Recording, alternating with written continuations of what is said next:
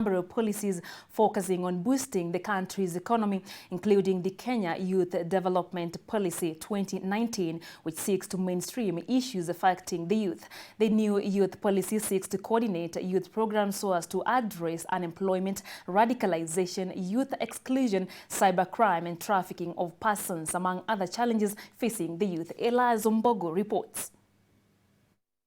The cabinet meeting chaired by President Uhuru Kenyatta at State House, Nairobi, also approved the Business Laws Amendment Bill 2019.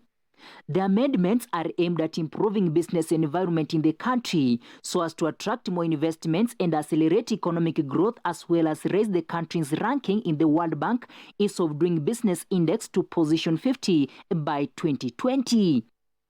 Among the acts identified for amendment include the Law of Contract Act, the Industrial Training Act, the Registration of Documents Act, the Survey Act, the Stamp Duty Act, the Kenya Information and Communication Act, and the National Construction Authority Act. Today's cabinet meeting, attended by cabinet secretaries led by Deputy President William Ruto, also approved the National Cooperative Policy. The Cooperatives Policy establishes an institutional framework for enhancement of coordination of cooperative societies in the country and seeks to deepen the deployment of ICTs in the management of SACCOs, as well as promote good corporate governance.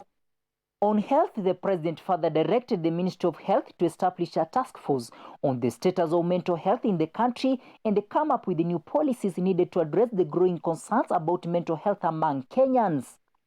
The findings of the task force will be discussed in the cabinet within 90 days, which will assist the government in allocation of resources to mental health. This comes as Kenyans continue to bite tough economic times as growing food prices and rising fuel costs take a swipe at consumers' spending abilities. Elias Ombogo, KYDP, Nairobi.